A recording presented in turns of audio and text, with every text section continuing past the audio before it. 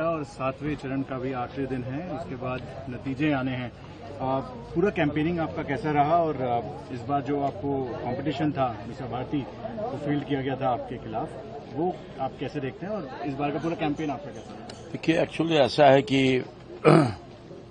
ये जो चुनाव मैं लड़ता हूं, ये मैं नहीं लड़ता हूं, हमारी जनता लड़ती है।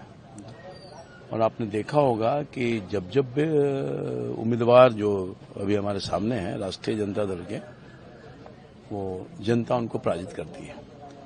सबसे बड़ी बात यह है कि कैंपेन बहुत ही दमदार, जानदार, शानदार इसलिए कि जनता का अपार प्रेम और आशीर्वाद मिल रहा है सब लोगों का, सभी जाति सभी धर्म के लोगों का। और आज अंतिम चरण का अंतिम दौर में आज हम दिहरा जो हमारा मनेर का एक बहुत ऐतिहासिक स्थल है और गंगा के किनारे का जो संगम है, बहुत पवित्र इलाका है। ये सब किसान मजदूर गरीब लोग रहते हैं, तो सब लोगों का आशीर्वाद पहले भी मिला है मुझको यहाँ से, और इस बार पूरे मुझे लगता है कि पिछले बार से ज्यादा आशीर्वाद मिल रहा है। कारण ये है कि मैं पूरे 10 साल के दरमियान विकास का काम किया। ये जो सड़क पर आप आ रहे होंगे, सड़क की हालत बहुत खराब थी, आप पूछ सकते हैं यहाँ के लोगों को। तो पहले मैंने प्रधानमंत्री ग्रामीण सड़क योजना के माध्यम से उसको बनवाया।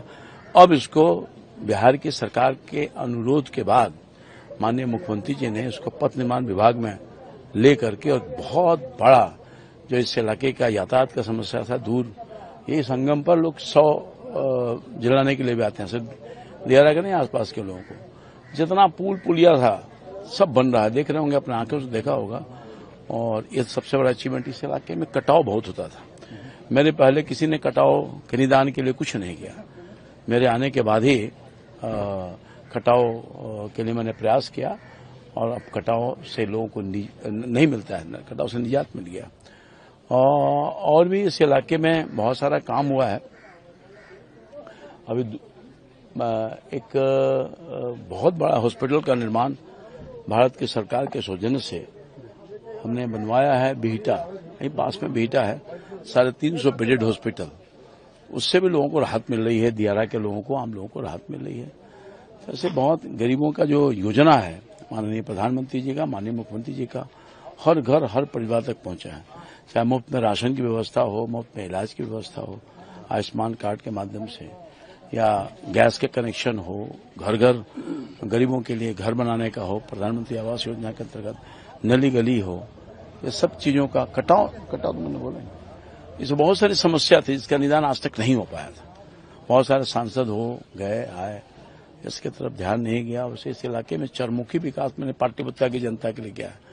रेल, पुल, बहुत सारा कुछ, पुलिया, बड़ा बड़ा 4 लेन, इस इलाके में एक बड़ा काम किया है। राज्य सरकार को मैं धन्यवाद देना चाहता हूं कि मेरे अनुरोध पर ये मैरिन ड्राइव आपने देखा है ना, उसका एक्सटेंशन पर इस इलाके में नहीं था, शेरपुर तक था, मेरा क्षेत्र था, और ड्रॉप कर दिया गया था। मेरे अनुरोध के बाद यहाँ मैरिन ड्राइव मनेर से होते हुए सीधे बिहटा तक जाएगा, तो यातायात की सुविधा होगी, इन लोगों का तरक्की भी होने का काम करेगा।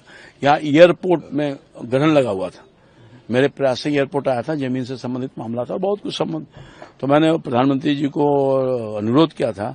तो अब यह तय हो गया कि बिहटा में जो एयरपोर्ट बन रहा था वो बनेगा, और अगले 2 महीने में काम में शुरू हो जाएगा। बहुत सारा काम है, लोगों का स्नेह, सबसे बड़ी बात यह है। तो विकास तो ही रहा, अनवरत हो रहा है सभी लोगों के लिए।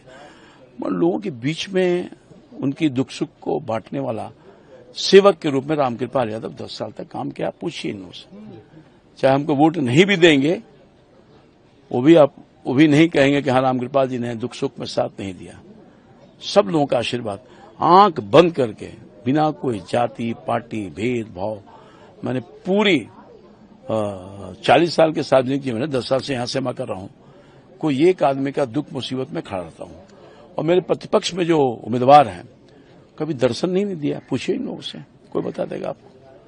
5 गांव का नाम नहीं बता सकता वो, 5 तो अपनी उपलब्धि नहीं बता सकता, जबकि वो सांसद हैं। ये नहीं कि सांसद नहीं है, सांसद लगातार हैं, और सांसद अभी 2028 तक रहेंगे।